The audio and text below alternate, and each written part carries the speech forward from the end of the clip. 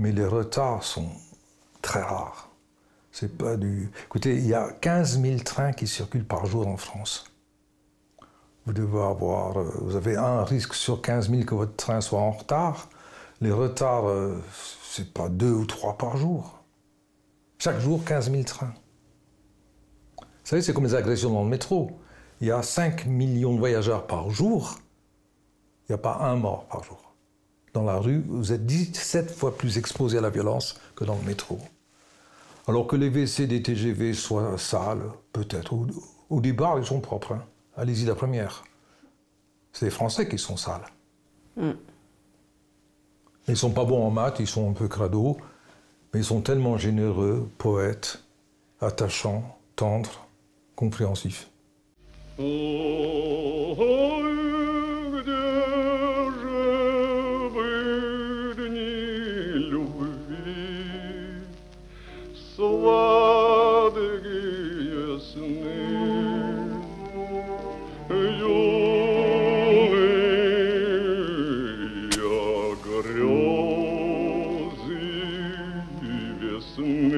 Clive Lamming, je prononce bien votre nom. Oh, c'est magnifique. On est à la librairie du Globe, 67 boulevard Beaumarchais, à Paris. Alors, quelqu'un m'a parlé de vous parce que, venant dans la librairie, il a vu de nombreux livres qui sont consacrés, enfin plutôt des albums, aux chemins de fer. Les chemins de fer étant une partie de l'histoire de la géopolitique et des histoires d'amour, de la mélancolie russe, des infinis paysages. Ce monsieur m'a dit, il y a quelqu'un qui va te parler des chemins de fer comme aucun écrivain russe n'en parlait. Voilà pourquoi je vous ai invité. Je vous en remercie. Et vous avez écrit 300, 400 livres sur les chemins de fer? J'ai l'impudence de prétendre n'en avoir écrit 300. Si on fait le compte, c'est à peu près exact. Mais la politesse, puisque la Bibliothèque nationale dit 110, on va dire 200. Mais c'est dans ces eaux-là. D'ailleurs, je ne les compte même plus, je les écris. En général, quand on ne compte plus, c'est que ça va tout seul, vous voyez. Oui, c'est normal. D'où vient cette passion? Alors, la passion pour les chemins de fer vient du fait que, quand j'étais petit, dans les années 30, 40, la seule chose exceptionnelle qu'on voyait au monde, c'était une locomotive à vapeur. Il y avait très peu de voitures, mais il y avait très peu de trains, il n'y avait pas d'avions. Et en général, quand on prenait le train, les parents emmenaient les enfants voir la locomotive. C'était un rite, même dans toute la population d'époque. Et on faisait la leçon de choses avec la vapeur, les bielles. Et j'avais toujours peur que cette énorme machine explose. Mais les chemins de fer donc, viennent de ce côté exceptionnel. Et il y avait toujours un voyage, une fois par année. On appelait ça un voyage en chemin de fer, où on partait donc, chez des grands-parents. Pour les miens, c'était dans l'Ardèche. Donc on partait de Paris et on mettait une grande journée, parfois un peu plus en train, pour aller jusque dans l'Ardèche. Le train était très lent, mais déjà à l'époque, beaucoup plus rapide que les voitures. Les trains ont toujours été très très rapides, même en Russie. Ce qui est étrange, c'est que, bien sûr, je pense qu'être passionné par les chemins de fer, tout enfant est passé par là, hein, le petit jouet, c'est assez commun comme passion. Mais vous êtes aussi un grand constructeur des cartes, si j'ai bien compris, de chemins de fer. Vous dessinez des cartes. Vous composez des cartes, des chemins de fer, et vous êtes aussi... J'illustre beaucoup, c'est pour les besoins de mes livres. Mais dès le départ, le train jouet, effectivement, m'a beaucoup fasciné. D'ailleurs, ça m'a tellement fasciné que je n'en ai pas eu un quand j'étais petit. Donc là-dessus, j'ai compensé, comme dirait Freud, faites donner Freud, le voilà, merci. J'ai compensé en devenant collectionneur de trains jouets. Il y en a partout chez moi, sur les chaises, il y en a absolument partout. J'ai aussi une épouse, mais qui d'ailleurs aime bien les chemins de fer, et tout particulièrement, j'ai la chance et la fierté d'avoir un train jouet russe, de la marque russe Mosvabel, qui était une marque faite dans les années 50 pour la nomenclatura. Vraiment, c'était une fabrique de jouets à Moscou. Et il y avait un magasin de jouets à Moscou, j'y suis allé, pratiquement juste en face du KGB, de l'autre côté. Oui, Detskimir. Oui, c'était un très très beau magasin. Et il y avait donc là ce train, et j'ai eu la chance un jour d'en acheter un dans une grande vente aux enchères internationales. Personne n'en voulait, et moi je le voulais. Et c'était un train complet avec sa boîte, et même un personnage avec un bras électrique qui agite un drapeau quand le train passe, etc. Donc c'est un train massif, lourd, très très beau. Il est monumental, et le transformateur pour faire... avant, c'est le train, le transformateur électrique qu'il faut brancher. J'ai jamais osé le brancher parce que je me suis dit, je vais faire disjoncter Paris et l'Île-de-France, n'est-ce pas, si je branche un tel engin qui doit consommer une quantité de courant absolument incroyable. Mais voilà, donc je suis très fier de mon train russe. Avant qu'on revienne à la Russie, vous êtes oscarisé pour votre passion. Ah oui, exactement. J'ai été oscarisé. J'ai un Oscar à Hollywood pour avoir dessiné La Gare du Nord pour Martin Scorsese.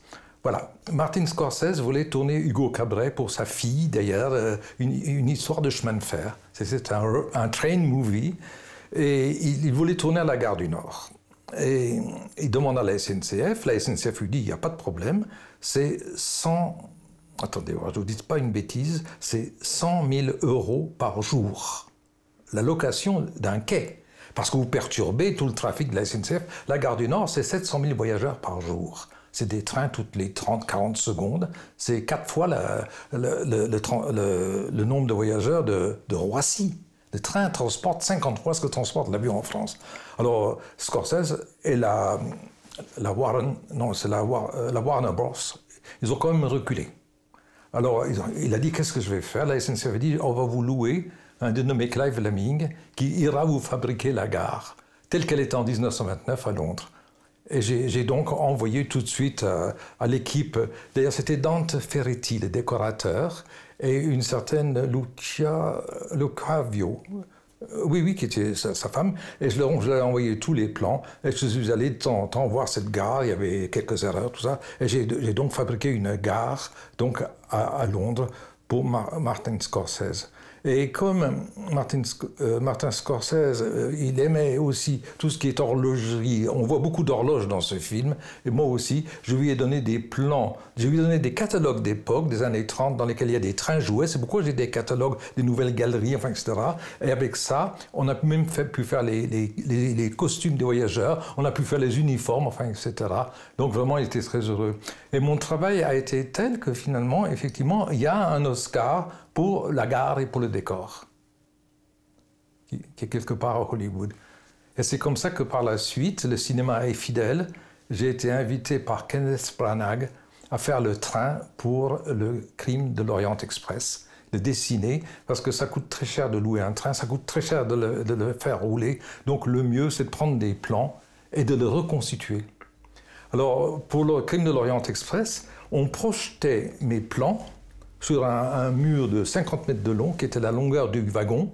C'était projeté dessus, il y avait du contreplaqué contre le mur, et les gars découpaient directement le contreplaqué et les fenêtres avec le plan projeté. Après, on passait au... J'ai jamais vu ça, c'est une technique, ça allait extrêmement vite. Et ce sont des gens extrêmement formidables. Ils peuvent, en 1 heure de temps, vous reconstituer cette table avec les verres, l'eau, enfin, etc. Ils peuvent vous faire tout ça dans des matériaux... c'est ça. C'est au studio de Londres, Shepperton Studios. C'était des grands studios, là on a fait les James Bond. Et ce studio, pendant la guerre, avait même fait pour tromper les Allemands, les fameux avions, faux avions en carton, qui étaient autour de Londres pour faire croire aux Allemands que les Anglais avaient des avions.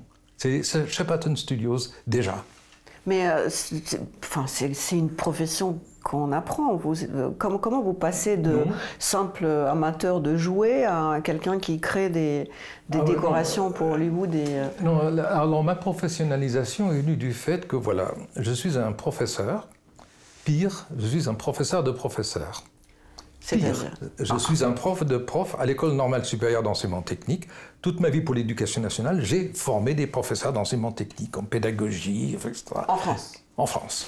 Et un jour, la SNCF me dit, ce que vous faites à l'éducation nationale, on a besoin pour nous. Venez.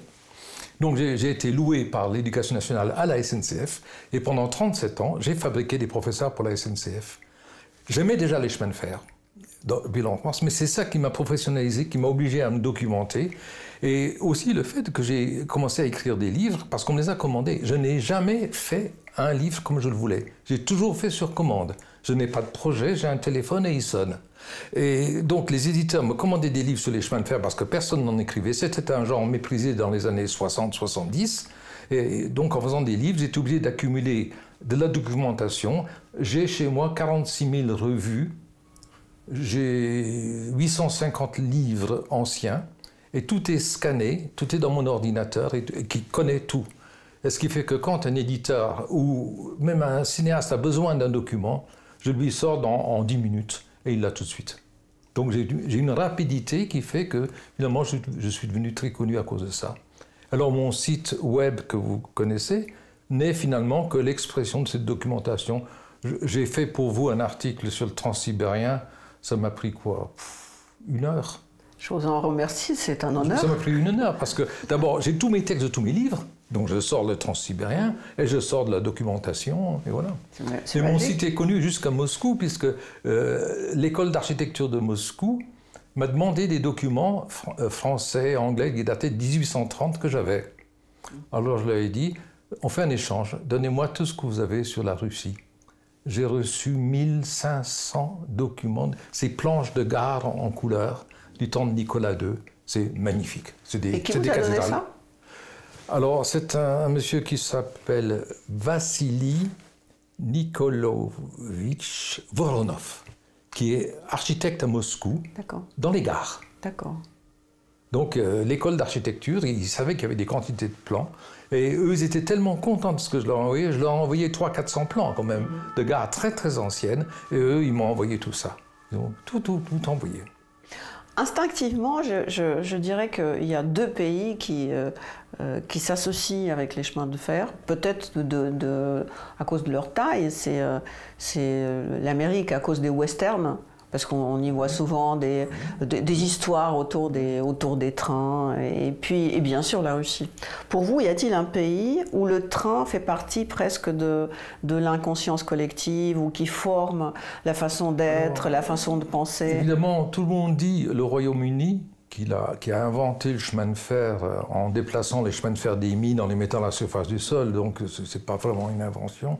Mais il est vrai que le chemin de fer américain a créé les États-Unis. Après la guerre de sécession, ce transcontinental qu'on construit pour réconcilier le pays est l'élément le plus ancien. D'ailleurs, vous savez que la gare, qui est donc cette gare, ça y est, j'ai un trou de mémoire, près du Grand Lac Salé, ce site où il y a les 2 locomotives qui font face à face, c'est un site historique américain, c'est un des rares sites qui soit fédéral.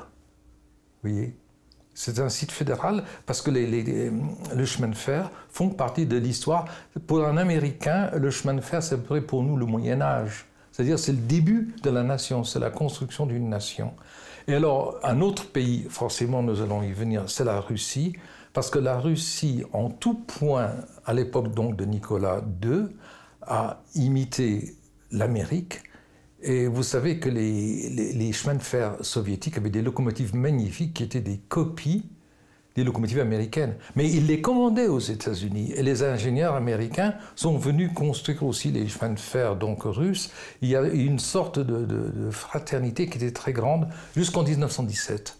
Il y avait d'ailleurs dans les revues américaines des publicités demandant à investir en Russie, enfin, etc. Vous voyez, donc l'Amérique était vraiment un modèle.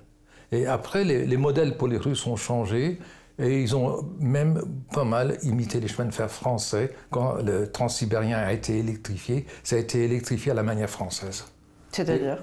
C'est-à-dire avec un courant 3000 volts, des locomotives de type français. Quand ils sont passés, avec l'époque soviétique, et passés au chemin de fer tout à fait moderne, les Américains étaient en retard à ce moment-là. Eux, ils s'étaient un peu endormis sur leur laurier et leur gigantisme. Et donc, c'est la France qui a beaucoup aidé. D'accord. Corrigez-moi si je me trompe. Est-ce que la première ligne, elle était de Moscou à Tsarskoye Selo ou de Saint-Pétersbourg à Tsarskoye Selo? Et c'était l'année où Pouchkine était tué par Dantès, en fait. Oui, absolument. Oui. Alors attendez, maintenant, ma fiche, vous savez, mes fiches sortent de mon cerveau. Alors bien entendu, la fiche américaine qui manquait, c'était Promontory Point. Voilà, on agite la fiche, merci, dégage. Ah ben, vous savez, quand je vous parle, en ce moment, les fiches sortent toutes seules, alors elles arrivent à point. Mais parfois, avec l'âge, ça rate. La fiche met du temps, elle se perd du temps, voilà c'est tout. Sinon, normalement, elles sortent immédiatement. Ouais. Alors voilà, on va venir au chemin de fer russe. Vous savez, Nicolas II, qui est un homme, je trouve, extrêmement bon, très doux. Alexandre III, pas grand-chose, pardon. Mais lui, c'est un homme extrêmement bien, qui est soucieux de progrès. Et il veut créer une Russie moderne et il y parvient. Et alors le chemin de fer l'intéresse tout de suite. Et il faut la ligne de Moscou, donc jusqu'à Saint-Pétersbourg.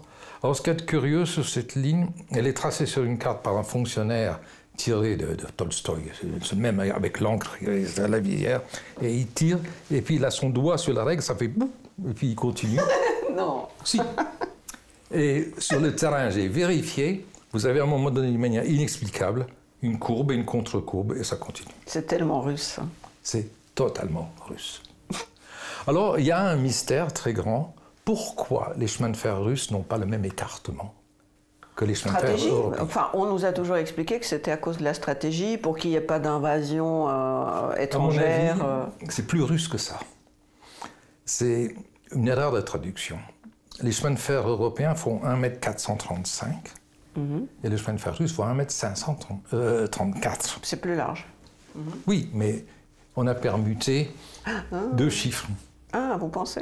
Alors moi, je crois qu'il y en a un qui a dû tirer 30 années de mine de sel pour lui apprendre à écrire correctement. Pour moi, c'est ça. Une autre explication est possible, ce sont des mesures russes. Oui. Alors, vous savez, il y a donc la verste, et en dessous, il y a la sar... vous savez mieux que moi. Verst. Non, en dessous, un nom qui commence par S, qui est une mesure, ça doit faire à peu près ça. Et il y aurait 5 fois ça, mais ça ne tombe pas juste. Donc c'est très difficile. Alors une troisième thèse, ce serait un Écossais, un ingénieur écossais qui était venu conseiller et qui aurait fait 5 pieds écossais qui donnent à peu près 1,524 m. Alors ça, c'était sous Brejnev. Aujourd'hui, on a réduit à 1,520 m, c'est-à-dire qu'on a rapproché un peu les rails pour éviter que les trains... voilà, sans changer l'écartement des wagons. Alors l'écartement russe a sauvé la Russie. C'est l'écartement russe qui a gagné la bataille de Stalingrad. Parce que les Allemands, en arrivant, avaient prévu 1,435 m, on leur a dit « allez mesurer ». Ils ont mesuré, mais ils se sont fait pas mal tirer dessus. Mais enfin, ils sont arrivés. Il a donc fallu changer tout le matériel. C'était pas possible. Il fallait avancer. Et les Allemands sont partis, ils ont tout déchargé et ils se sont enlisés dans la boue, la neige et le froid de Stalingrad. Si les trains avaient pu continuer, ils auraient gagné la guerre. Parce que les trains ne craignent pas ni la boue, ni le froid, ni la neige. Mais donc la version que c'est stratégique est tout à fait plausible. Non, mais c'est plausible. Mais après coup, on peut dire que ça a permis effectivement ça a protégé la Russie. On voyageait avec mon père à Paris quand j'étais adolescente par le train de Russie et à Brest, qui est la dernière ville. On passait beaucoup de temps parce qu'il fallait changer les wagons, rouler les bougies dessous et ça continue. Les châssis. Et du coup, ça prenait du temps et ça laissait beaucoup de temps aux douaniers de fouiller dans les bagages, de vérifier les papiers. Donc c'était quelque part un contrôle obligé. On ne pouvait pas passer comme ça. L'avantage stratégique est quasiment illusoire, mais alors les inconvénients commerciaux sont monstrueux. Ce qui fait qu'aujourd'hui, la Russie, qui rêve du transport chinois, les plus grands ports du monde sont en Chine, Shanghai et compagnie. Ce qui serait bien, c'est que tout ça passe par le chemin de fer pour venir en Europe, au lieu de faire le tour par le nord, impossible, ou de faire le tour par le canal de Suez. Donc le train, c'est formidable. Mais l'Union soviétique, déjà, et la Russie d'aujourd'hui sont écartés de ce courant parce qu'il faut décharger les trains. Les Chinois sont en écartement normal, les Russes sont en écartement large, et à nouveau, on retrouve un écartement normal en Europe. C'est très mauvais. Les inconvénients commerciaux et économiques sont énormes par rapport aux avantages stratégiques. Et alors, un tour qui a été joué, c'est la Mandchourie. Vous savez que l'histoire va raconter la Mandchourie, qui est le grand chagrin des Russes. Pour aller de Moscou à Vladivostok, il faut passer par la vallée de l'Amour. Ils n'ont rien contre l'Amour, les Russes, mais quand même, pour aller jusqu'à Vladivostok. Si on coupe à travers le territoire à l'époque de la Mandchourie, eh bien, ça allait mieux. Donc, les Russes ont fait cette ligne directe, il y a eu un accord, elle est en écartement russe, ce qui fait que toute la Mandchourie s'est retrouvée en écartement russe, donc séparée de la Chine par le même problème. On n'a fait que reporter le problème de Brest-Litovsk jusqu'au lac Baïkal et jusqu'à la frontière, jusqu'en Mandchourie. Donc, c'est très mauvais. D'ailleurs, les Américains, je vous signale que le Sud a perdu la guerre de sécession parce qu'ils avaient des écartements différents dans chaque État. Alors que les Yankees du Nord, ils étaient unionistes et standardistes. C'était écartement standard. 4 pieds, 8 pouces et demi. Mais un pays très développé aujourd'hui, qui est la Finlande, a hérité de l'écartement russe. Alors, la Finlande est restée à l'ombre du grand frère à cause du chemin de fer. Il n'y a aucun trafic ferroviaire entre la Finlande et l'Europe. Alors, pareil pour les pays baltiques, c'est les pays baltes. Lettonie, Estonie, n'est-ce pas, Lituanie, ils sont en écartement russe. Mais alors, tout doucement, on pousse les rails. Il y a des trous dans les traverses et on change. Alors, d'autres pays, comme par exemple en Roumanie, la Bessarabie est encore en écartement russe parce qu'à un moment donné, c'était russe. Et alors, il faut tout changer, tout ça. Mais alors, dès qu'on change ça, Poutine fronce les sourcils. Il n'aime pas. Donc voilà, l'histoire de l'écartement, c'est une histoire terrible, par exemple, pour des pays comme l'Afrique, où chaque puissance coloniale a imposé un écartement différent pour éviter au continent de faire un grand trafic international. C'est ce qui a tué l'économie africaine. Ça a été voulu, ça. Et pareil, en Amérique du Sud, où il y a beaucoup d'écartements différents, l'Argentine en a 3 ou 4, ça a tué l'économie de l'Amérique du Sud. Aujourd'hui, les pays dans le monde en retard sont des pays qui ont un écartement ferroviaire défavorable. Pensez que le chemin de fer, c'est 50 fois l'avion, et qu'un train de 3000 tonnes équivaut, je dirais, à 100 camions de 30 tonnes, mais il y a un conducteur, et la locomotive consomme moins qu'une centaine de camions. Et en superficie, quel est le pays qui a le plus de chemins de fer dans le monde? Alors, à l'époque, la Russie a toujours été en retard. Malgré ses distances? Oui. Justement, je sors ma petite chose là. La densité des chemins de fer russes était de 0,14 km par kilomètre carré, 0,14 de voies ferrées, c'est-à-dire 140 mètres. Alors qu'en France, c'était 7 km par kilomètre carré. En Belgique, c'était 17, parce que c'est très, très, très dense. Vous voyez, Alors, les petits pays denses ont beaucoup de trains, comme les Suisses, les Belges, etc. Donc, en Suisse, vous avez un train toutes les 10 minutes, dans tous les sens. Ça ressemble à la région parisienne. Mais alors, les grands pays, par exemple, comme les États-Unis avaient relativement peu de chemin de fer, mais ils ont rattrapé, ils ont eu jusqu'à 400 000 km de lignes, c'est extraordinaire. Mais alors, la Russie, qui fait 22 millions de kilomètres carrés, avait très peu de chemin de fer. Et on n'en construisait pas 400-500 km par an, vous voyez, sous Nicolas II. Donc la Russie doit son retard au chemin de fer, qui pourtant est le seul moyen pour eux pour vaincre les 2 grands ennemis, qui sont la neige et la distance. Le chemin de fer ne craint ni l'une ni l'autre. Ah ben pourquoi, quand il y a un peu de neige en France, les trains s'arrêtent? Parce que les trains sont modernes, parce qu'il y a de l'électronique. Et que l'électronique, quand il y a un petit grain de neige, un petit flocon, l'électronique éternue, ça se sent mal. C'est Madame l'électronique, elle est fragile. Le chemin de fer russe, il est solide, c'est costaud. La locomotive à vapeur peut rouler dans sa dos, ça ne la gêne pas. La neige peut tomber, ça ne gêne pas. La locomotive à vapeur roule par moins 50 degrés. Marquez les locomotives électriques aussi en Suède. Mais c'est des locomotives simples et robustes. Ouais, c'est comme... nos trains roulent à 300 km/h. Les trains russes roulent à 80. Ouais, mais ça laisse le temps de penser. Un jour, je voyageais en Russie en train. Et le contrôleur me disait, mais les trains russes vont très vite. Je regarde, je dis, oui, on fait à peu près 40. Oui. Alors je lui dis, en France, c'était à l'époque, j'étais sous Brejnev, nos trains font 270 km/h. C'était les premiers TGV. Il m'a regardé, il m'a dit, c'est pas bien de te moquer d'un Russe. Camarade, c'est pas bien. Il ne le savait pas. Ah ouais, c'est triste.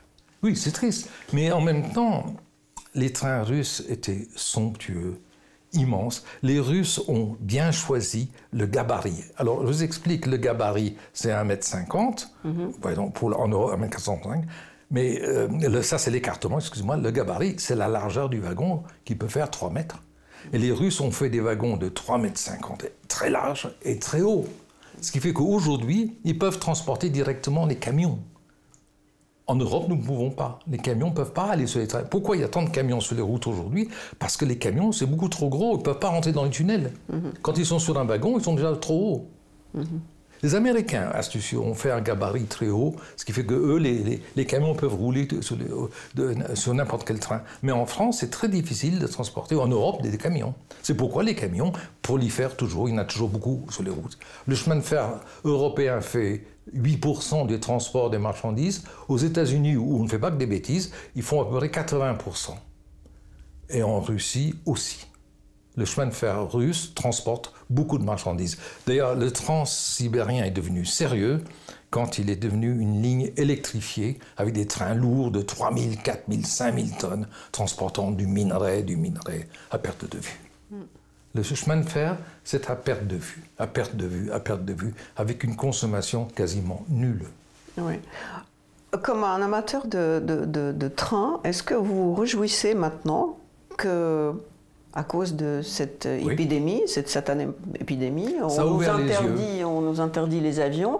Ça a ouvert les yeux. C'est à se demander si on va revenir, si on va continuer de voler, parce que j'ai l'impression qu'entre les verts et tout... je pense que non. Ça vous réjouit? Oui, ça me réjouit profondément et je pense que c'est plutôt assez râpé pour les avions. Le TGV, de toute manière, est plus rentable que l'avion et plus rapide que l'avion sur moins de 1000 km. Donc, aller de Paris à Marseille, 3 heures de TGV en avion, de centre à centre, vous mettez 4 heures facile entre le centre-ville et le centre-ville, j'entends bien. Il y a 1 heure de vol, mais il y a beaucoup de perte de temps.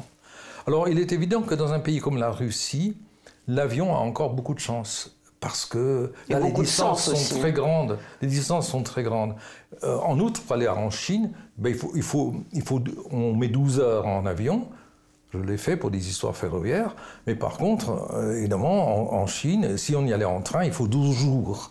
C'est-à-dire que le train est 24 fois plus lent que l'avion, alors qu'en Europe, sur des distances courtes, il est beaucoup plus rapide que l'avion. Ouais.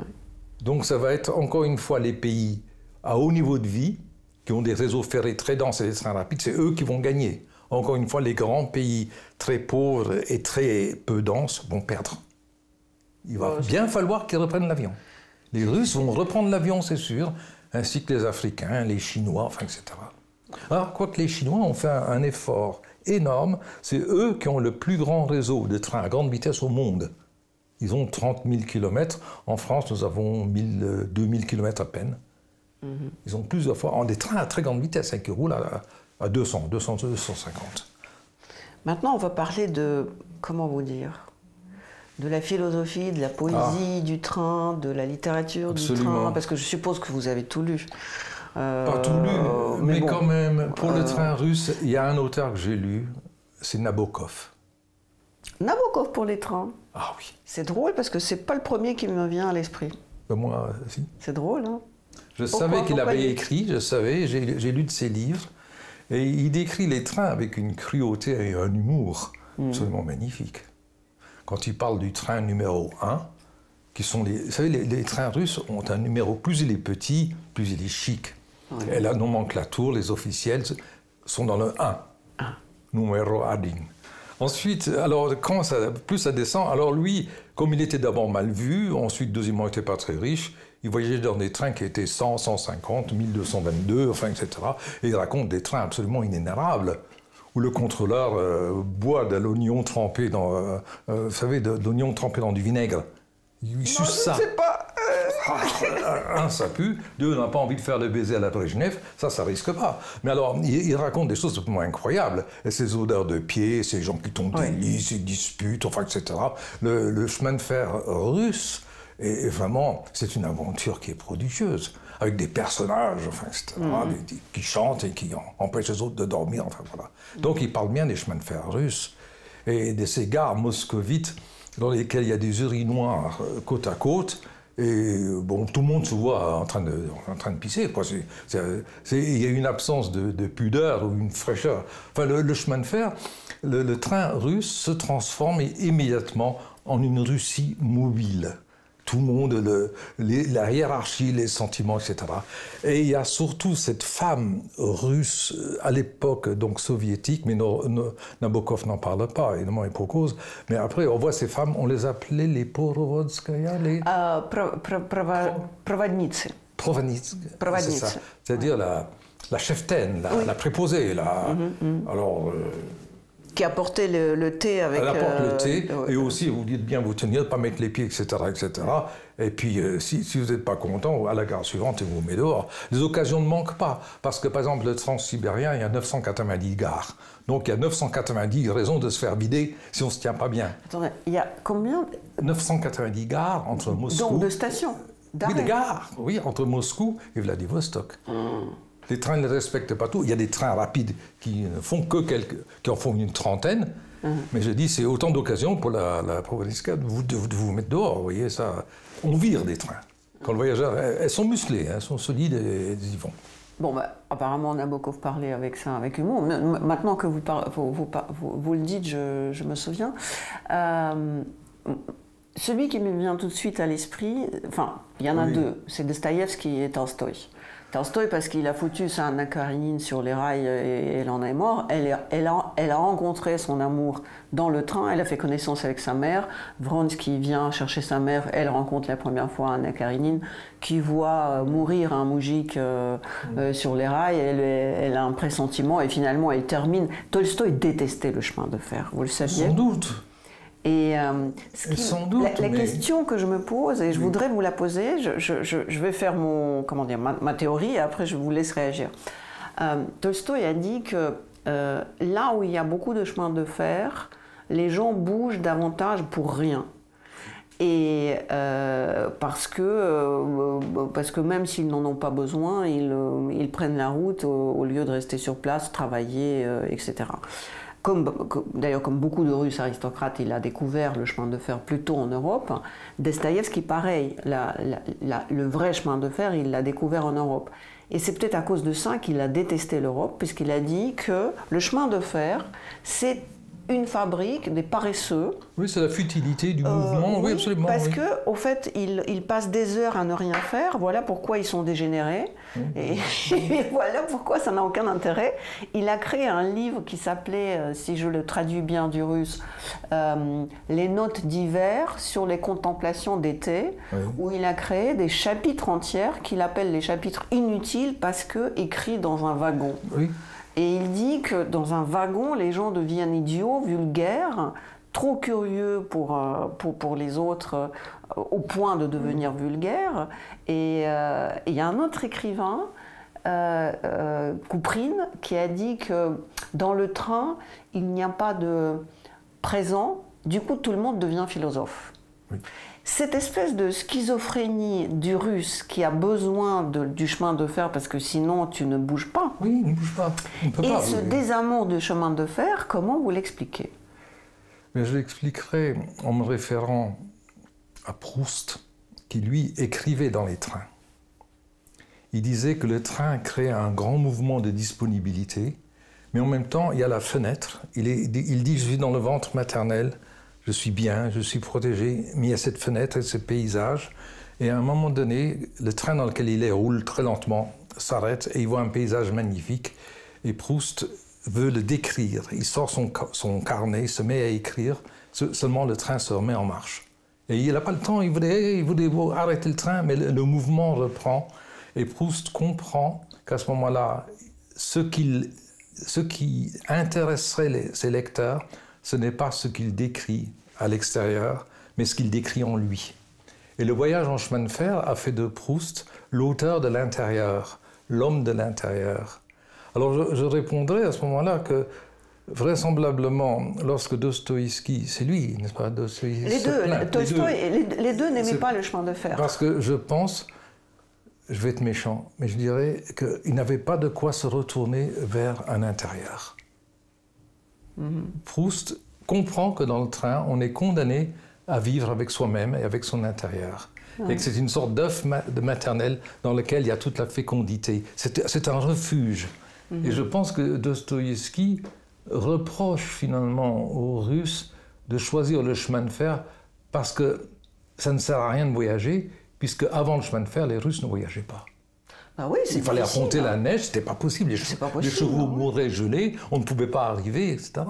Donc le voyage fait européen et aussi voyage d'agrément, c'est à l'époque du 19e siècle, ce sont des voyageurs d'agrément, les Allemands en Italie, enfin, etc., et en Russie. Le voyage d'agrément, finalement, crée un homme peut-être superficiel, c'est vrai, qui est inutile, qui perd du temps. Il n'est pas au travail pour les soviétiques. Avant, il n'est pas paysan dans son champ. Donc forcément, c'est un vicieux qui ne fait rien. Ça peut se comprendre.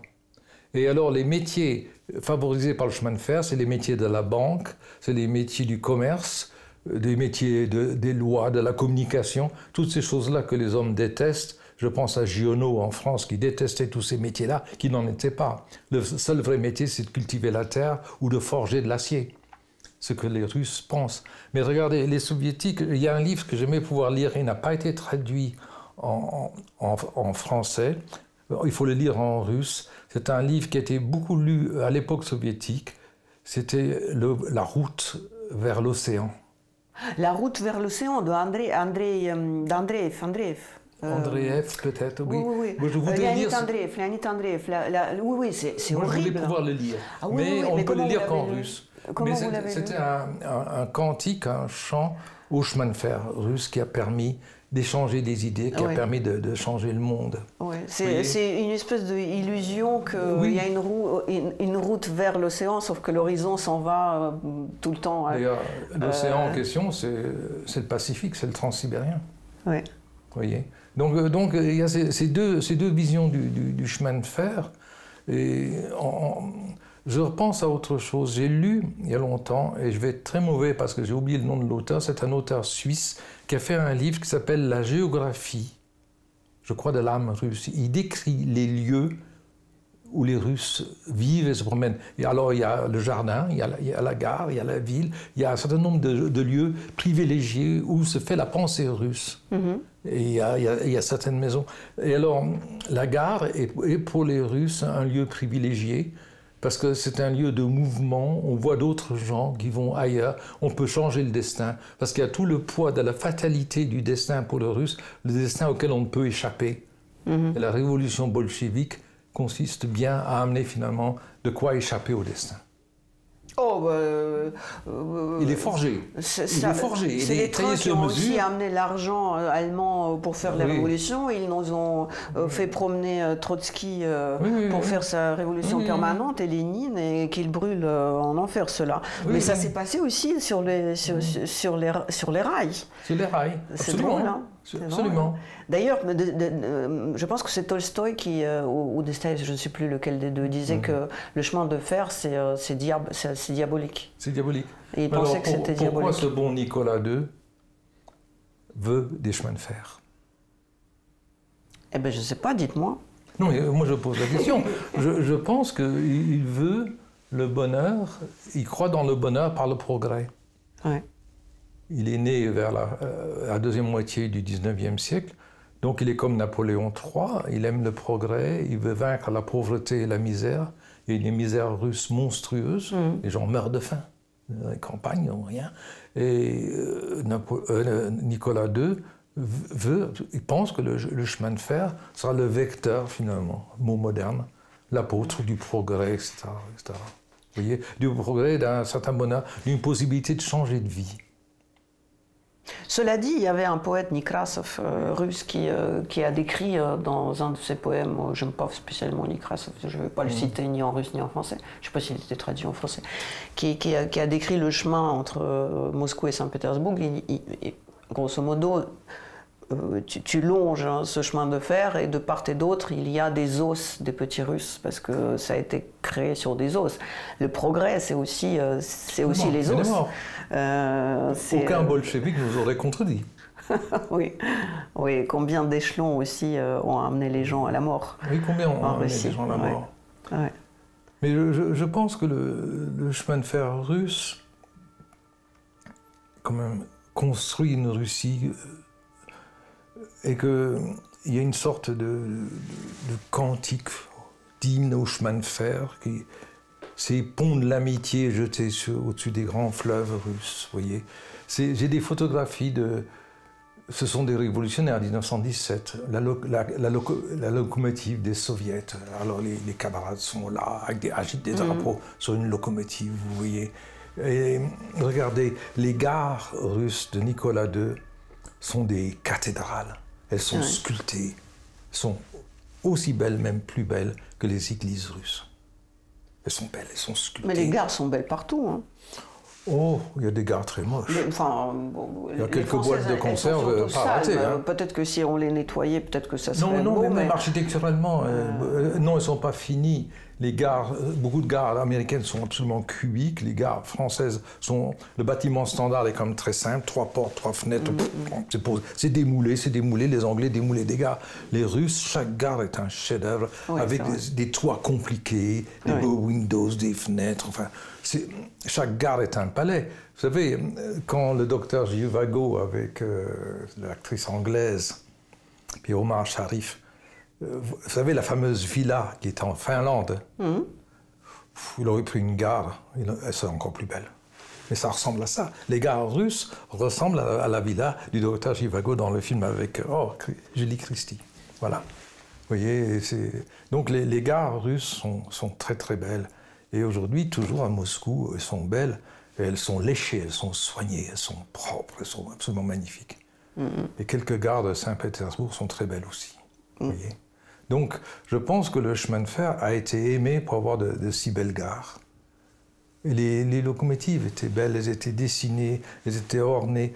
Il y avait même, autour du tablier de la locomotive, une rambarde, il y avait des barrières, il y avait des grands phares, un peu comme en Amérique. Les cabines étaient confortables, chaudes, bien fermées.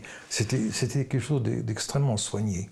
Et un des plus grands esprits de l'Union soviétique, le professeur Lomonosov, qui a donné son nom à une université à Moscou, eh bien, il dessinait des locomotives.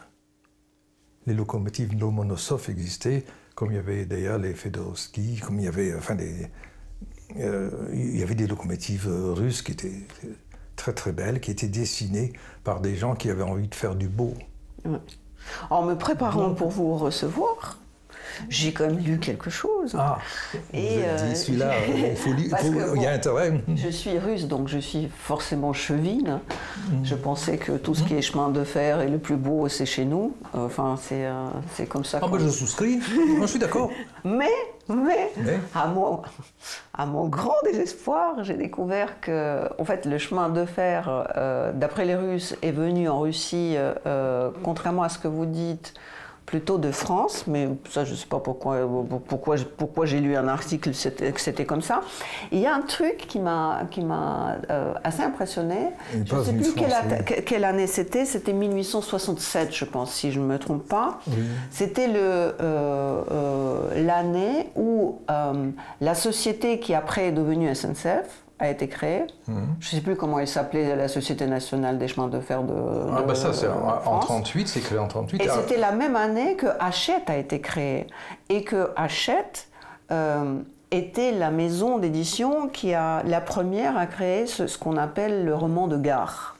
Le roman de gare et les relais Hachette. Ce qui nous emmène à dire que le chemin de fer et les gares, c'est aussi un style littéraire comme la tragédie c'est-à-dire que ce que la gare était dans le 19e siècle, c'est ce que la tragédie était dans le 17e. Est-ce que vous partagez cette analyse littéraire ? Je partage tout à fait.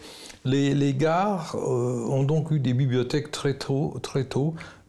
Hachette démarre en 1859. Je pense que dans les années 1860, par là, effectivement, ils obtiennent un contrat avec les compagnies privées qui existaient à l'époque, donc pour pouvoir vendre des livres dans les gares. C'était d'ailleurs des magasins qui étaient tenus par des femmes, souvent des épouses de cheminots qui ont été tuées dans leur travail. Enfin, etc. On leur donnait un magasin, soit un magasin de fleurs ou de livres, ou aussi les buffets de gare. Donc tout ce monde parallèle et commercial. Donc les libraires de gare étaient des veuves ? Très souvent, c'était des veuves. Oh, je sais pas. Veuves d'un cheminot tué au travail parce qu'il n'y avait pas de retraite, il n'y avait pas d'assurance, enfin, etc. Vous voyez ? Donc on donnait à la veuve une petite maison de garde-barrière avec un jardin pour qu'elle puisse survivre. Et d'autres qui étaient dans les villes, elles avaient une boutique dans une gare. Donc effectivement, Hachette est le premier à faire ça. Mais les romans et les livres dans les trains, c'est quelque chose qui est assez ancien, pas seulement en France. Ça, c'est la manière française, qui est toujours très étatisée, il faut réglementer. Mais aussi bien en Russie, en Angleterre, le bookstall, c'est-à-dire la librairie de gare, est aussi quelque chose de très ancien. Les gens lisent dans les trains. Parce que toujours pareil, il faut passer tous ces kilomètres, il faut attendre. Donc dans les trains, on lit. Et aujourd'hui, d'ailleurs, toujours, on lit beaucoup. Donc votre clientèle naturelle se trouve dans les trains, bien qu'elle y passe moins de temps maintenant avec les TGV. Oui. Donc c'est tout à fait quelque chose de... Et j'ai aussi découvert, par la même occasion, qu'il y avait à peu près vers ces années-là, à Paris, un concours de poésie qui était lancé, et il fallait que les écrivains, les poètes, écrivent sur le thème de vapeur. Pas les vapeurs des dames, mais les vapeurs... Pas les vapeurs des dames au pluriel, mais la vapeur au singulier, qui est un mode de traction. J'étais très étonnée. Même Victor Hugo a fait des poèmes sur la vapeur qui était la puissance mystérieuse qui allait changer la face du monde, enfin, etc. De grands banquiers, poètes, Rothschild et autres, Pereire, ont écrit sur la vapeur, l'éloge de la vapeur. Cette puissance, qui était la seule puissance dont l'homme pouvait disposer à peu près, bien que l'électricité était connue à l'époque. C'est très vieux l'électricité, on connaissait l'électricité statique et l'électricité, mais on ne savait pas faire des moteurs. Et alors que la vapeur, tout de suite, évidemment, la pression, la marmite de Pépin, voilà. Donc la vapeur, elle a été le mythe d'une civilisation complète. Parce que savez-vous que la Révolution française, en Angleterre, vers 1750, 1760, il y a déjà plus d'1 millier de machines à vapeur dans les usines. La France est encore un pays napoléonien, agricole et rural. L'Angleterre est déjà industrialisée. Et elle est industrialisée par la vapeur. Et les chemins de fer sont surtout faits pour transporter le charbon nécessaire pour la vapeur et dans les usines. Donc la vapeur est quelque chose d'absolument mythique, vous voyez. L'électricité n'inspirait pas parce que c'était dangereux, ça ne laisse pas de traces, ça n'existe pas, ça ne se stocke pas, on ne voit pas exactement ce que c'est, ça échappe à beaucoup de choses. C'est donc un monde tout à fait qu'on n'a jamais beaucoup aimé, vous voyez. Les Américains se sont faits sans le charbon. C'est un pays où il y avait du bois et de l'eau. Et la conquête de l'Ouest, c'est tout des choses en bois. Et c'est l'eau, c'est le moulin avant, ou alors c'est le moulin avec de l'eau. Et les chemins de fer américains ont souffert donc du manque de charbon. Ça a empêché le développement. D'ailleurs, grâce à un de vos livres, ou peut-être que j'ai lu ça sur votre site, vous dites que les trains russes étaient d'autant plus chics qu'ils fonctionnaient avec du bois et non avec du charbon. Mais profane comme je suis, expliquez-moi la différence. À part peut-être aucune. Mais pourquoi c'est plus chic le bois? Une locomotive marche avec tout ce que vous voulez. Mais pourquoi c'est plus chic? On peut même brûler du café dedans, c'est ce qu'ont fait les Brésiliens jadis. Quand il y avait un excédent, ils mettaient ça dans les locomotives. La locomotive marche avec tout ce qu'on veut. Et alors les Russes, eux, ils n'ont pas de charbon, mais ils ont du bois. Alors le transsibérien au début circulait au milieu de la forêt. 10 ans plus tard, les arbres sont à 300-400 mètres. 20 ans plus tard, ils sont à plusieurs kilomètres. Parce que peu à peu, les mécaniciens donc descendent de la locomotive, quand ils s'arrêtent, et ils vont aller couper du bois pour les gens attendent dans le train, n'est-ce pas? Et on repart. Une bûche, ça fait tant de kilomètres, puis voilà. Donc effectivement, la locomotive à vapeur elle accepte tout. C'est-à-dire pourquoi les Chinois eux-mêmes, Mao a fait ses locomotives, a fait sa révolution avec les locomotives. Et les locomotives qu'il fabriquait s'appelaient En Avant. C'était le nom, c'est très maoïste, en avant. Le peuple part en avant, en coupant du bois, on scie et on charge. Voilà. Donc le charbon, c'est plutôt un luxe. Le charbon a plus de pouvoir calorifique. Donc il faut moins de charbon. Alors ce qui fait que les tenders russes étant faits, le tender c'est là où on met le charbon, derrière la locomotive, c'est un wagon, ils étaient très hauts et on mettait même des troncs d'arbres autour pour pouvoir encore en plus... Le bois était 2 fois plus haut que le train, vous voyez. Heureusement, il n'y avait pas de tunnel. Il n'y a pas de tunnel sur le transsibérien. Pratiquement, il n'y en a pas. Il n'y en a même pas du tout. Vous parliez tout à l'heure de ce monsieur qui me fait pleurer parce que le pauvre, il ne savait pas que les trains peuvent aller vite. Oui. Mais en même temps, est-ce que la vitesse de TGV n'enlève pas la magie du train? J'avais tendance à le penser, Mais un jour, j'étais très fatigué, j'étais loin de Paris. Et j'étais à Londres. Et dans le train, quand j'ai monté dans le TGV, c'était un Eurostar, je me suis quand même dit, dans 2h30, je suis dans mon lit. Donc, j'ai abandonné tout romantisme et je me suis dit, vive le train. Ça permet d'aller. On ne rêve pas du train, mais grâce au train, on rêve plus tôt. Oui. La nuit est horrible dans un train, il faut en attendre et se couver. Et alors là, je pense que la vitesse me rapproche du lit. Donc, c'est le luxe du luxe, c'est d'arriver plus vite chez soi. Mais effectivement, la lenteur, c'est faire bon cœur contre mauvaise fortune. On trouve élégant que les trains soient lents, mais on s'embête avec ça. C'est très ennuyeux, la lenteur. On veut bien voyager, mais le temps tellement long, Chateaubriand, que j'ai beaucoup lu, raconte ses voyages. Il est tellement fier d'arriver à Rome en 1 semaine, mais il dit en même temps qu'elle plaît. Les voyages de l'époque avant le chemin de fer, Rousseau qui, trouvant, il pétait de peur dans les forêts du Jura parce qu'il y avait des bandits, etc., etc. Le chemin de fer amène une sécurité et amène donc finalement cette vitesse. Madame de Sévigné, quand elle voyage à cheval, elle va de Paris jusqu'à la cour de Louis XIV de Versailles jusqu'à Grignan dans la Drôme. Elle met 2 semaines, 3 semaines. Avant le chemin de fer, si aujourd'hui vous étiez à Marseille et il fallait que j'aille à Marseille pour être interviewé, il m'aurait fallu 20 jours de voyage pour faire Paris-Marseille avant le chemin de fer. Les premiers trains font ça en 20 heures. Ils vont 24 fois plus vite. Aucun bond dans la vitesse n'a été fait dans l'histoire de l'humanité que le passage du cheval au chemin de fer. C'est 24 fois plus vite. Alors imaginez ça en Russie. D'un seul coup, le transsibérien, ça passe de 6 mois, 7 mois. Au début, les kilomètres, je crois que c'est fait en 12 jours. Les 9288 kilomètres de Moscou à Vladivostok sont faits en 12 jours. Aujourd'hui, c'est fait en 6 jours. La vitesse a quand même doublé. Si ça pouvait aller plus vite, les Russes seraient partants. D'autant plus qu'on peut avoir la conscience tranquille. Le chemin de fer pratiquement ne pollue pas, ne détruit pas. Il consomme si peu.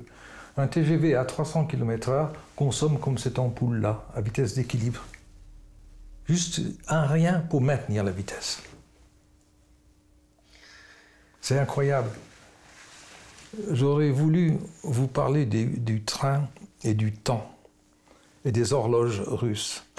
Une académicienne, aussi bavarde qu'incompétente, parlait un jour avec moi. Elle me dit, j'ai pris le transsibérien. Figurez-vous, monsieur, que toutes les horloges des gares, 990 gares, sont à l'heure de Moscou.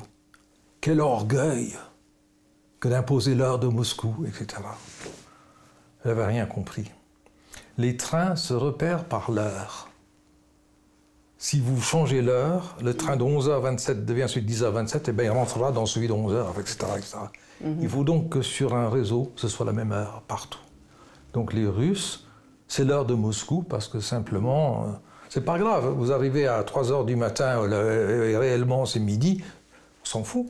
Vous réglez votre montre en sortant, ah tiens, il est midi, bon, ben, très bien, on va les manger. Mais la sécurité, c'est l'heure. Alors les Américains ont pratiqué ça et après ils ont abandonné, ils ont fait des fuseaux horaires. Mais alors ce qu'ils font à l'arrivée au fuseau, ils arrêtent tous les trains de part et d'autre et on va changer l'heure. C'est très compliqué. Mais un train, et vous dites bien, courte ligne, le train de 8h27, bon, ben, c'est une heure qui désigne un train. Il n'est pas désigné par l'espace, par là où il est, mais par l'heure. Et les mécaniciens de chemin de fer connaissent, même de nuit, ils savent, ils regardent leur montre, tiens, tel aiguillage, on passe dessus. Il faut que ce soit réglé à la minute près. Et c'est réglé comme une partition de musique. Tout le monde doit jouer en même temps, la même note avec le même. Il y a un tempo. Les trains, c'est pareil.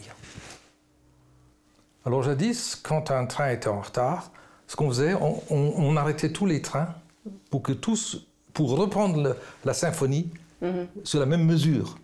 Aujourd'hui, l'informatique permet qu'un train en retard continue de rouler, mais il va continuellement, par processus informatique, changer d'heure pour arriver à la bonne heure dans la gare, même en retard. Vous voyez, c'est très compliqué la notion d'espace et de temps. Et, Et les Russes, eux, avaient des horloges de gare magnifiques. C'était des monstres. Et l'horloge de la gare est devenue le symbole du progrès. Même en France, ça remplace l'horloge de l'église. C'est à la gare qu'on regarde, parce qu'elle est beaucoup plus précise. Et même pour les Russes, les chemins de fer étaient d'une précision exemplaire. Il le fallait, sinon on avait des catastrophes. Quel est aujourd'hui pour vous le pays qui fait le mieux la référence vers la révérence, je dirais. Vers, la révérence ou la référence? Non, la révérence. Parce que je suis un universitaire, donc je préfère le terme de référence, mais on fait des révérences aussi. Révérence, enfin je dirais qui rend au train ce qui est au train, qui respecte le plus le train. J'ai une petite idée à moi, mais bon, peut-être parce que les États-Unis à cause du cinéma, mais en réalité, ce cinéma, le chemin de fer du cinéma américain n'existe plus.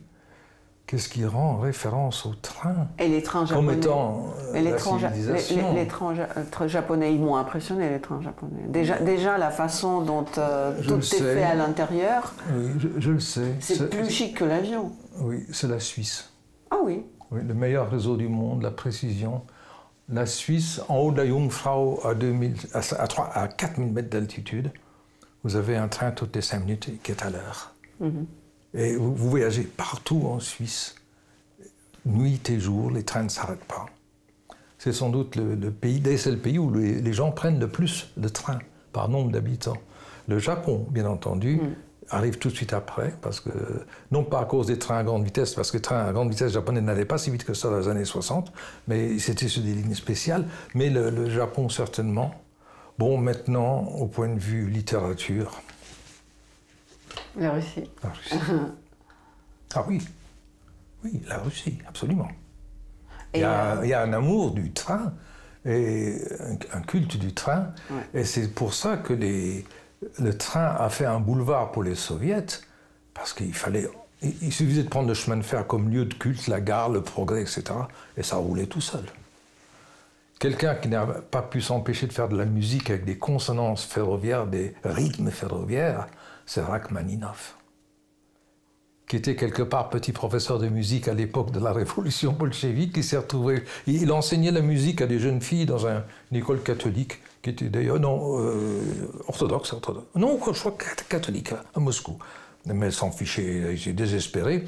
Il s'est retrouvé promu, puis finalement, il a quand même préféré partir aux États-Unis.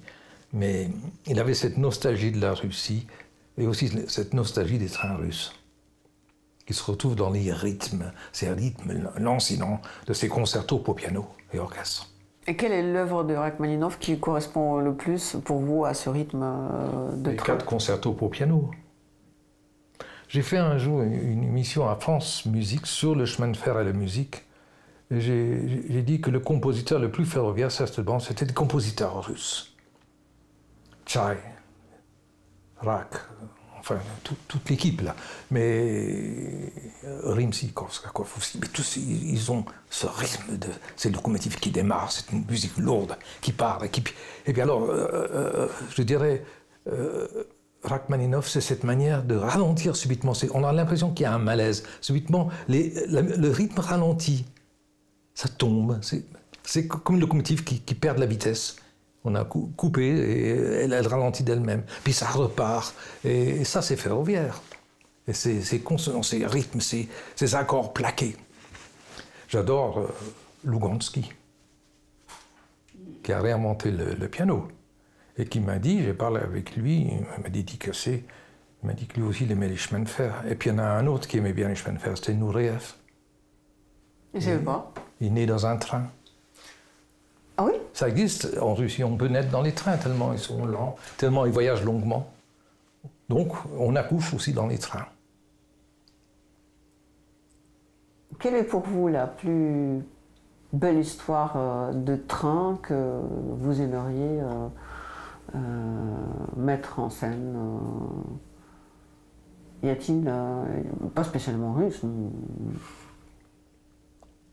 Je vous donnerai une liste de 750 films, grands métrages célèbres, dans lesquels le train est un acteur. Ah, déjà Hitchcock, oui, il y a des... Oui. Mais il y en a beaucoup d'autres. Ouais. Le cinéma, le chemin de fer a adoré le cinéma. Je vous enverrai cette liste, je l'ai, elle pourra vous être utile. Mais votre palmarès, le cinéma, c'est le chemin de fer et le cinéma, ça on peut pas. Alors le cinéma a déjà raconté toutes ces histoires. Alors là, je suis d'une platitude désolante pour vous parce que je ne pourrais pas dire une histoire dont je rêverais qu'elle soit racontée par le chemin de fer, c'est déjà fait. C'est déjà fait, hélas, mais toujours le chemin de fer a toujours raconté des histoires dans les trains, vous voyez. Et vous avez pratiqué les longs voyages. Quel était votre plus long voyage que vous avez pratiqué ou vous avez fait en avion? Ah non, j'ai peu voyagé de ma vie. Non. Si, j'ai très peu voyagé, sauf aux États-Unis, où j'ai monté des voyages. Vous savez, comme aller à Moscou avec Marchais, aller à Rome voir le pape avec le cardinal Lustiger. Pourquoi vous alliez dans le même genre. Vous alliez avec Marchais Non, mais je dis, vous proposez un voyage croisière, aller à Moscou avec Marchais, ou bien un voyage croisière, aller avec Lustiger voir le pape. Il y avait un voyage, aller aux USA avec Laming. J'avais fait ça pour les lecteurs de La Vie du Rail, qui est une grande revue de chemin de fer. Et pendant plusieurs années, j'ai fait 25 000 kilomètres aux États-Unis, le tour complet des USA. On dormait une nuit dans un train, une nuit dans un bel hôtel, une nuit dans un train, et on parcourait pratiquement tout le réseau américain. Je l'ai fait plusieurs fois dans ma vie. C'est le seul vrai grand voyage que j'ai fait en train. Et la conclusion ? Vous recommandez? C'est un exploit, c'est un sacrifice, c'est un plaisir? C'est un plaisir parce qu'on découvre l'Amérique arbre par arbre. Les trains américains étant très lents, on a le temps de voir les arbres, les gens, et on voit un pays arbre par arbre. Vous pouvez regarder un arbre et après vous verrez le suivant. Les chemins de fer américains sont tellement lents que les trains de voyageurs ont parfois jusqu'à 24 heures de retard, ce qui fait que dans une gare, vous avez le train du jour, et à côté, le train de la veille. Oui. Bravo. Parce qu'aux États-Unis, les chemins de fer donnent la priorité aux marchandises. Il n'y a pas de camion. Le camion, on ne le voit qu'au cinéma, mais sur les routes, il y en a très peu. Donc les marchandises, les trains de marchandises partent par batterie, roulent à 50 km/h, et au bout de 15 trains de marchandises, le train de voyageurs peut partir, mais il suit. Il roule à la même vitesse. Il ne rapporte rien, alors que les marchandises rapportent. Donc les compagnies américaines, qui sont toutes privées, font des marchandises. Alors, le chemin de fer voyageur avait complètement disparu aux États-Unis dans les années 60. Et alors, les USA, pour une fois, ils ont fait une SNCF qui s'appelle Amtrak, American Track. Et il y a une compagnie nationale qui fait rouler des trains de voyageurs, mais sur des voies privées. Ça ne lui appartient pas. Donc, elle n'a pas le choix des horaires. Mais les trains de voyageurs américains aujourd'hui, vous pouvez prendre un train qui va de New York jusqu'à Chicago et ensuite Chicago jusqu'à San Francisco. Ce sont des trains Amtrak qui sont assez beaux, mais sont très lents, mais c'est un réseau nationalisé. Et pourtant, dire nationalisé dans une banque américaine, autant vous pointer avec un drapeau soviétique, quoi. C'est très mal vu, même le terme de nationalisé. Et Biden passe son temps dans les gares. D'ailleurs, il est surnommé Joe Amtrak par Trump, parce qu'il aime les gares. Trump n'a jamais pris un train. Ce serait déchoir pour un Américain que de prendre un train. C'est une histoire de gauchistes, de LGBT, de ce que vous voulez, mais pas viril. L'Américain n'aime pas prendre des trains. Et alors, dans les films américains, les gens qui voyagent en train, c'est souvent des clochards, vous savez, des hobos. C'est-à-dire ces gens, ces clandestins qui voyagent dans les trains, qui se cachent dans les wagons de marchandises. En Russie, vous n'avez jamais eu ça. Vous ne pouvez pas vous cacher, parce qu'il y a tellement de cheminots que de toute manière, on vous sortirait vite fait, hein, on vous sort du wagon. Mais aux États-Unis, c'est dans un tel état de décomposition. Des gares, il n'y en a plus. Une grande ville comme Austin, la gare est une petite baraque en bois à l'extérieur de la ville. La grande gare en pierre, elle est transformée en banque. Elle a été transformée. Il n'y a plus de grande gare. Alors que je dis, les gares de Moscou, les gares russes sont magnifiques, sont vénérées. Bah, du coup, faire un long voyage comme ça en Amérique, il faut quand même en avoir dans le ventre. Il faut aussi, si c'est voyager avec avoir envie de voir tous les arbres, de voir, et j'emmenais des gens, et voilà.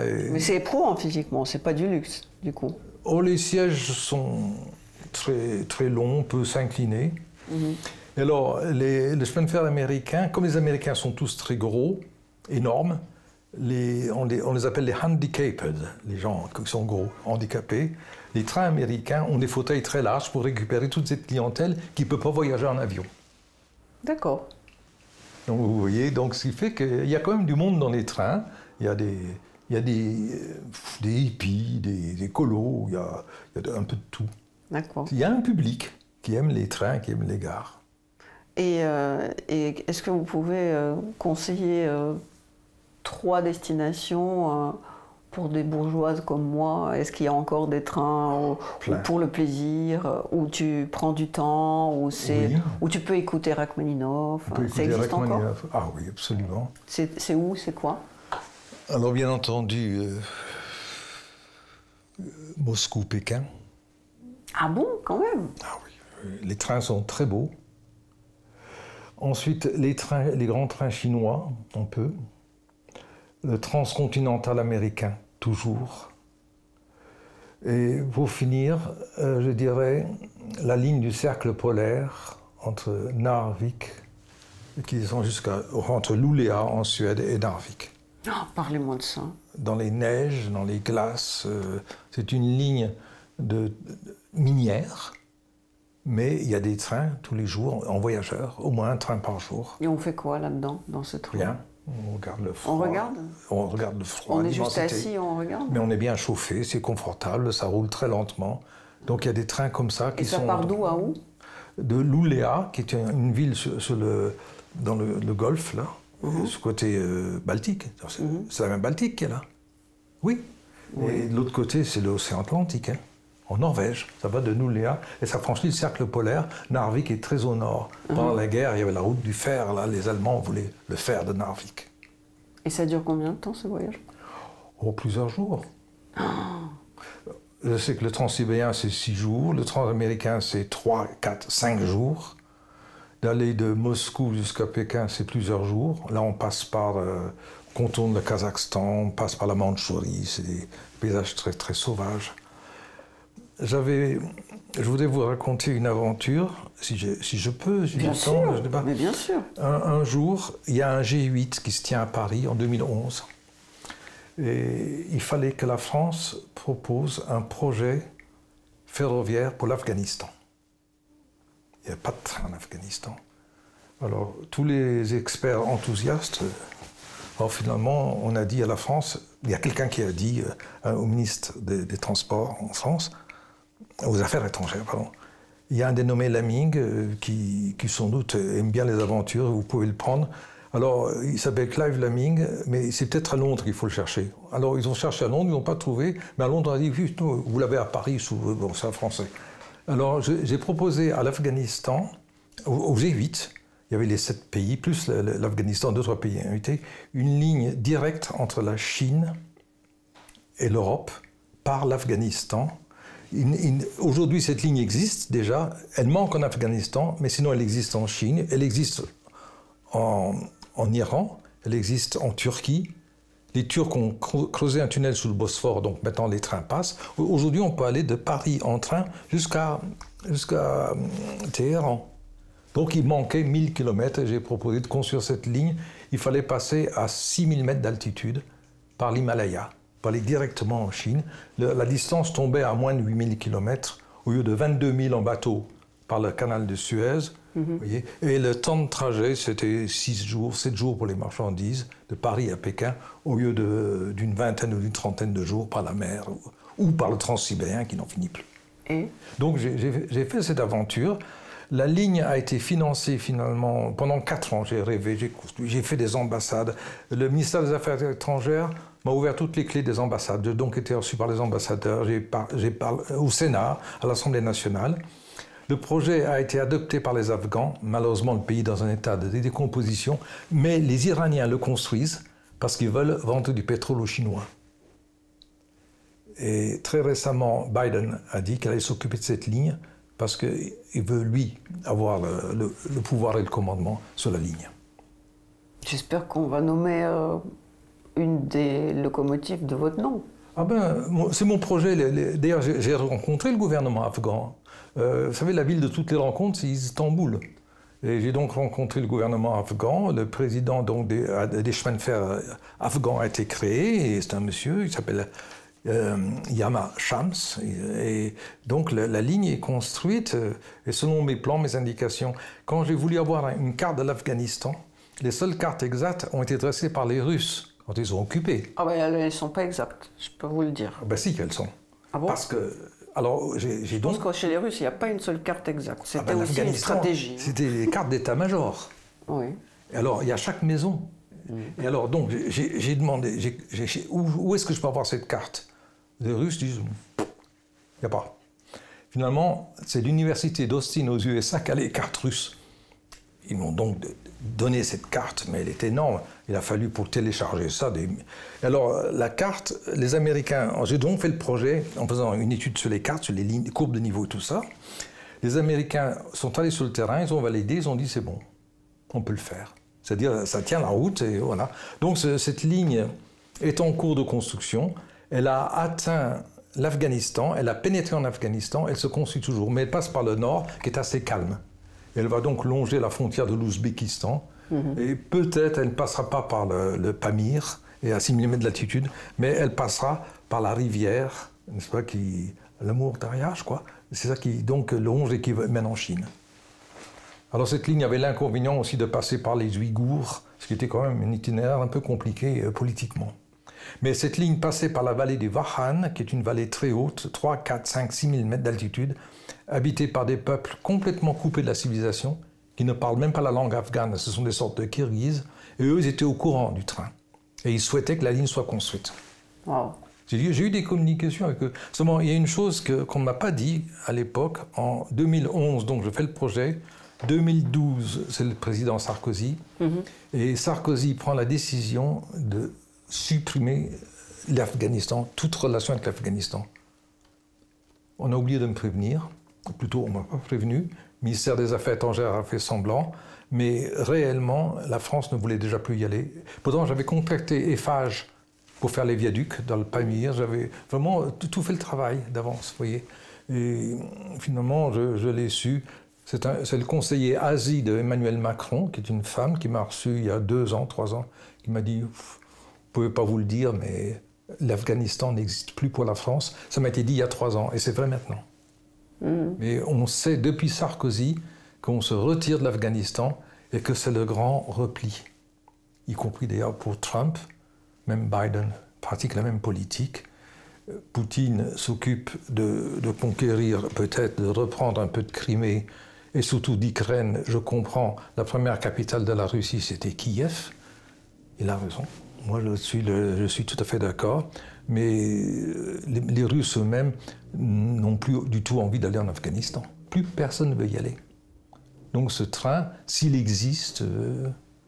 Bon, maintenant, il paraît que les talibans aiment bien les 4x4, aiment bien les trains, aiment bien, etc. Paraît-il. J'en sais rien. Je n'ai pas de relation avec eux. On va faire une comment on dit, quand on passe d'un thème à l'autre, transaction. Ah oui, une transition. Une transition.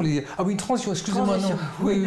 Parce que vous parliez tout à l'heure de G8. Oui. Et avant d'allumer la caméra, vous m'avez fait découvrir que le G7, sur lequel vous êtes venu à la librairie du Globe... C'est vous qui avez choisi cette excellente compagnie de taxi. J'ai même expliqué ça aux chauffeurs qu'ils ne savaient pas, que le G7 a été fondé par un Russe anti-sèche, André Walewski. C'était quand? 1905. Autrement dit, ce n'est pas un de ces Russes nobles qui ont quitté.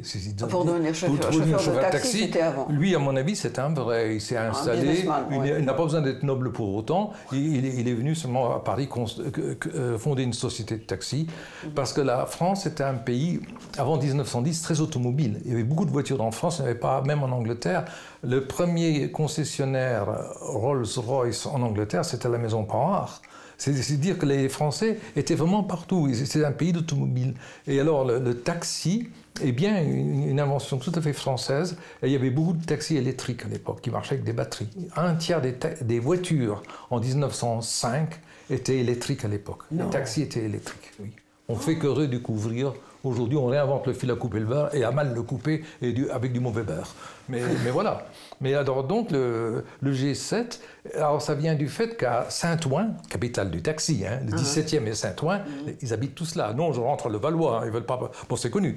Alors le G7, ça voulait dire que la compagnie avait le garage numéro 7. Il y avait jusqu'à 12, 15 des petits garages où les taxis pouvaient... Alors donc il a appelé sa compagnie du nom de G7 parce que les gens rentraient au G7. Voilà. Alors il y a un autre exploit du G7, ça a été la bataille de la Marne en 1917. Les Allemands sont près de Paris, mais ils disent ça va, on peut se reposer. Les Français n'ont aucun moyen de venir nous embêter. Ils n'ont pas de chars, ils n'ont pas de camions. Et alors les Allemands sont là, ils chantent, ils dansent. Les Français débarquent en pleine nuit. L'armée avait loué la G7. Il y avait des centaines de taxis qui tournaient, qui faisaient une noria et qui ont amené les soldats. Et ils ont fichu la raclée aux Allemands. Grâce au taxi G7. Aux Allemands. Non, mais je veux dire... Oui, aux Allemands. Ah, vous me faites plaisir. Je ne savais pas ça. C'est les histoires du G7. Les taxis de la Marne. Alors, c'était des taxis Renault, très précis. Vous voyez, qui étaient donc parce que Walewski aimait bien la marque Renault, et il trouvait qu'elle était très fiable, et il avait raison. Et donc, c'était des taxis Renault, des taxis avec l'arrière fermé, le chauffeur à l'air libre, n'est-ce pas? Et le capot Renault devant, c'est très marrant. Et donc, il y avait des centaines et des centaines de taxis qui, en une nuit, sans faire de bruit, ont amené toute l'armée française. Et au petit matin, dès qu'il faisait jour, qu'on voyait clair, ils ont attaqué. Les Allemands ont été très surpris. Sacrés Français. Ils sont venus en taxi. Les soldats viennent enfin, franchement. L'armée vient en taxi. C'est pas très correct. Pas sérieux. Faites-moi plaisir, s'il vous plaît, parce que oui, vous avez dit, je ne sais plus où j'ai lu ça, ou c'est j'ai peut-être eu un rêve, ou c'est peut-être pas vous, que un jour il fallait faire une carte ferroviaire de France, et vous êtes tombé sur une carte où il n'y avait plus de Alsace et Lorraine. Ah oui. Bah, nous, les Russes, on considère que l'Alsace et le Lorraine, c'est allemand. Mais les Russes ont raison. Je vais faire de la... Alors là, vous coupez, vous censurez. Pas du tout. Mais non, l'Alsace et la Lorraine, d'abord, c'est une faute. Alsace-Lothringen, ça c'est une appellation allemande. C'est l'Alsace et la Moselle. Et une partie de la Lorraine, Nancy, qui n'a aucun état d'âme là-dessus. Donc la moitié de Lorrains ne partagent pas du tout la même position que les Mosellans, qui eux sont allemands. Les Alsaciens parlent effectivement une langue qui est de l'allemand, que les Allemands comprennent assez directement. Et les Alsaciens ne se fatiguent pas trop pour comprendre l'allemand, ça se comprend naturellement. L'Alsace est un pays très ferroviaire. Le chemin de fer français est né en Alsace, entre Mulhouse, Thann et ensuite Strasbourg et Bâle. Donc c'est un pays extrêmement intéressant qui a toujours eu peur, finalement, dans sa psychologie, que les Français les abandonnent de l'autre côté des Vosges. Et cette crainte s'est avérée tout à fait vraie en 1900. À la défaite de 1870, pour les Alsaciens, c'était un abandon. Ils étaient allemands, parlant allemand, germain, etc. Les Allemands ont usé, mais à ce moment-là, ils auraient pu envahir beaucoup de populations qui parlent allemand, y compris en Pologne, où une partie des Polonais sont germanophones, c'est les Kachoubes. Ben voilà, donc si vous voulez, l'excuse, comme pour les Kachoubes, c'est pareil. Les Alsaciens sont effectivement une population de civilisation allemande, mais qui ne veulent pas être allemands. Et alors, ils avaient cette sorte de psychose, on nous abandonne. Et quand on a construit le chemin de fer de Paris à Strasbourg, c'était un des tout premiers chemins de fer qu'on a construit sur grande distance dès 1853, c'est parce que Napoléon III voulait rassurer les Alsaciens. Donc il disait, nous on va se rattacher à la Suisse. Curieux, parce que le premier chemin de fer alsacien va de Strasbourg à Bâle, en Suisse. Il visait beaucoup plus avec les chemins de fer la Suisse que la France. Il disait, il y a les Vosges, nous on est au-delà. Voilà. Donc ils ont ce complexe d'être abandonnés. Et c'est pourquoi on leur donne toujours aujourd'hui des avantages. Ils ont, vous savez, le régime concordataire pour les religieux. Enfin, ils ont des quantités de choses qui font qu'on fait attention, on les cajole, on les aime bien. Mais réellement, quand vous allez là-bas, moi j'y vais souvent parce que je vais au musée des chemins de fer qui est à Mulhouse. Le musée national des chemins de fer est à Mulhouse, pas en France, mais en Alsace. Je dis pas en France, évidemment, l'Alsace c'est la France. Et quand j'avais des stagiaires à la SNCF ou mes étudiants Alsaciens qui rouspétaient. Je dis, écoutez, taisez-vous, on a fait 3 guerres pour vous avoir, alors tenez-vous bien. Voilà. Et puis il y a un autre... Ils disaient, oui, mais enfin bon... Voilà. Il y a une autre image que vous utilisez en parlant de la carte de votre autre patrie, qui est le Royaume-Uni. Oui. Vous dites que ça ressemble, comment vous avez dit, à une serpillière qu'on a jetée par terre? Non, la carte des chemins de fer allemands, anglais à l'époque ressemblait à des crottes de mouches dans tous les sens. Mon Dieu. Parce que les lignes étaient... Il n'y avait aucune coordination. La France, toujours, le centre, l'étoile de Legrand, qui est un grand fonctionnaire, dit il faut faire quelque chose de... voilà, à chaque frontière. Napoléon III, tout à fait d'accord. Enfin, ça, c'est français, c'est ordonné. En fait, c'est assez chleux. Voilà. Alors que les Anglais, donc c'était la pagaille dans le libéralisme le plus sauvage, où il y avait des villes qui avaient 6 gares concurrentes entre elles par 6 compagnies différentes. Enfin, c'était épouvantable, il y avait un gaspillage à cause de ça. Alors que Napoléon a dit non, on va ordonner les choses, on va les faire correctement. L'autre ordinateur, c'est Bismarck. Quand il fait l'Allemagne, il le fait par le chemin de fer, avec comme chemin de fer le modèle prussien, qui va imposer non pas un réseau en étoile, parce que l'Allemagne est multipolaire, il y a plusieurs capitales allemandes. En France, il n'y a qu'une capitale, la France, et à partir du 3e pointillé du périphérique, c'est la campagne sauvage, hein. Ça ne compte plus. Mais alors en Allemagne, il y a plusieurs capitales, donc le chemin de fer est multipolaire. Mais c'est le chemin de fer prussien qui sert de modèle, et voire même pour annexer la Bavière. Comme on dit, les Allemands ne se sont pas gênés avec des gens qui parlaient allemand ou qui ne parlaient pas allemand. D'ailleurs, les Allemands distinguaient bien les Deutsche et les Nicht-Deutsche, qui étaient Deutsche Sprechend, enfin, etc., etc. Donc, ils savaient très bien ce qu'ils faisaient. Vous voyez. Et aujourd'hui... Donc, voilà pour l'Alsace, vous voyez. Oui, L'Alsace est une terre profondément ferroviaire. Pour taquiner. Oui, mais c'est une terre ferroviaire. D'ailleurs, vous savez, Alstom, qui fabriquait TGV, c'est alsacien. Les TGV sont nés en Alsace. Pauvre Alstom. Alstom, Société alsacienne de construction mécanique. Alstom. Et ensuite, la société alsacienne s'est alliée avec Thomson pour amener l'électricité, le système américain. Ça a donné Alstom, société alsacienne Thomson-Houston.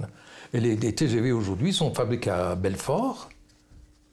Pourquoi Belfort? Parce qu'avant, c'était en Alsace, et en 1870, les usines alsaciennes ont été décentrées et ont été installées à Belfort. Les Allemands avaient accepté de ne pas prendre Belfort, qui était quand même dans le département du Bas-Rhin, mais à l'époque.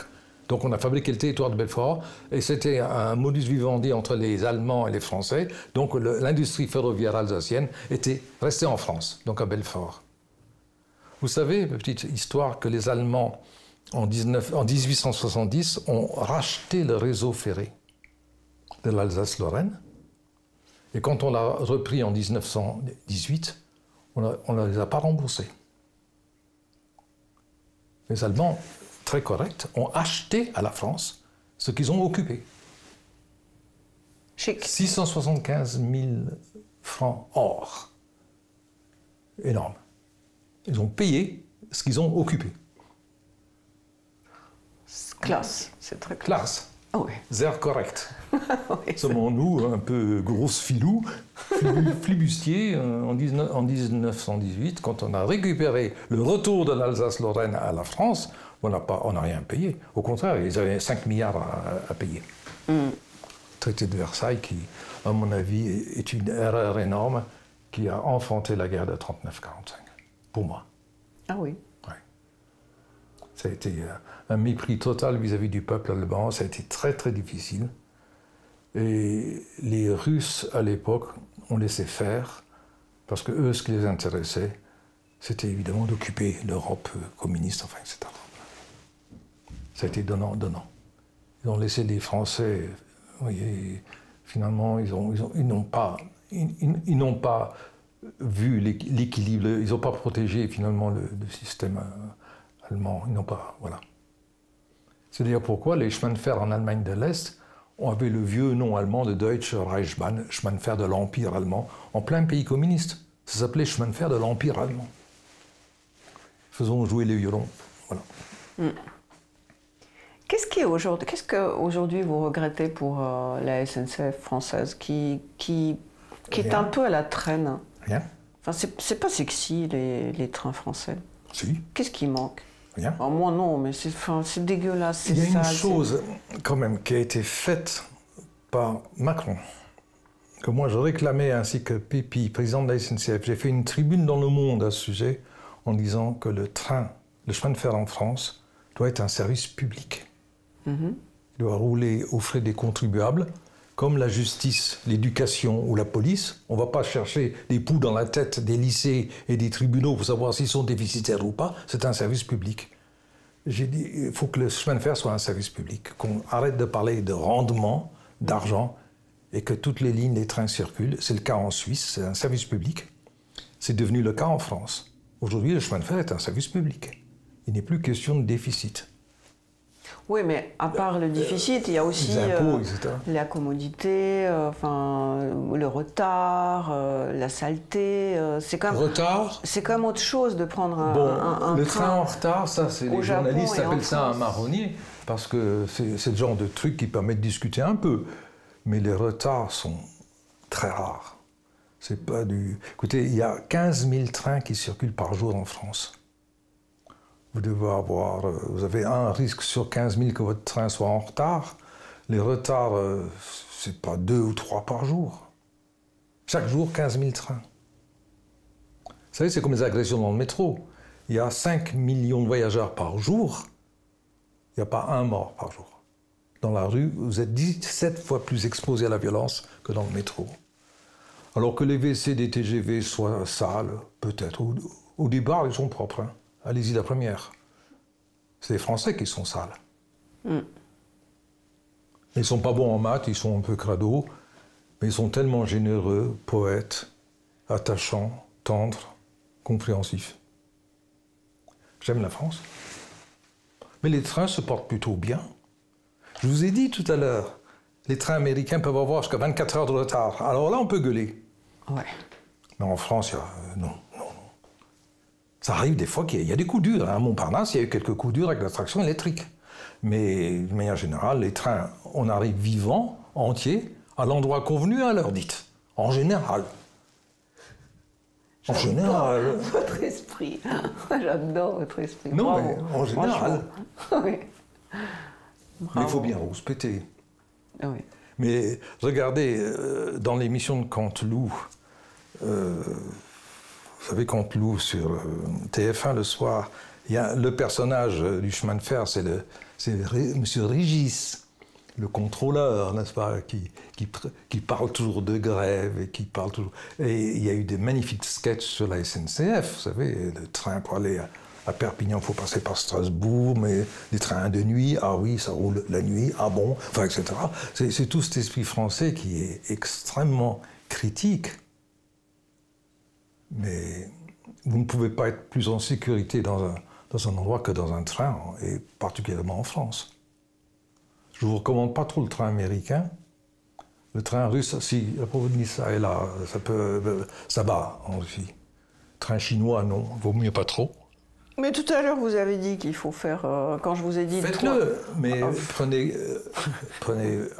prenez un compagnon musclé, expert en judo, et ça ira. D'accord, alors je vais reposer la question. Pour faire le tour de pôle Nord, il faut prendre un compagnon non, en Suède, ça va. Oh non, en Suède, ça va. Et au niveau c'est protestant, là, ça va. C'est des gens qui sont protestants, donc ça va. Ils respectent les dames. C'est votre côté anglais qui parle en vous. Et au niveau de confort, c'est quelque chose de tourisme ou c'est... Non, c'est des trains... Je vous propose là des trains normaux. Des trains qui travaillent, comme on dit. D'accord. Parce que si vous voulez rêver avec champagne, piano à queue et majordome qui ressemble à Balladur, alors à ce moment-là, prenez l'Orient Express, le faux, le bidon là. C'est 2000 € pour aller de Paris à Venise. Alors vous avez du champagne, piano à queue, etc. C'est trop court. Pôle Nord, c'est mieux. C'est bidon. C'est pas un train qui travaille, c'est un train pour touristes. Moi, je vous recommande des trains qui travaillent. Ce sont des trains ordinaires. Bon, la prochaine fois que vous allez à Moscou, si ça vous arrive, le Paris-Moscou existe. Je crois qu'il va être réintroduit sous forme de train de nuit. On revient à ça. Il y avait 2 nuits avant. Dans les années 70, il y avait 2 nuits. On passait 2 nuits. Ouais. Mais vous pouvez toujours faire Paris-Moscou aujourd'hui. Vous faites du TGV jusqu'à Berlin.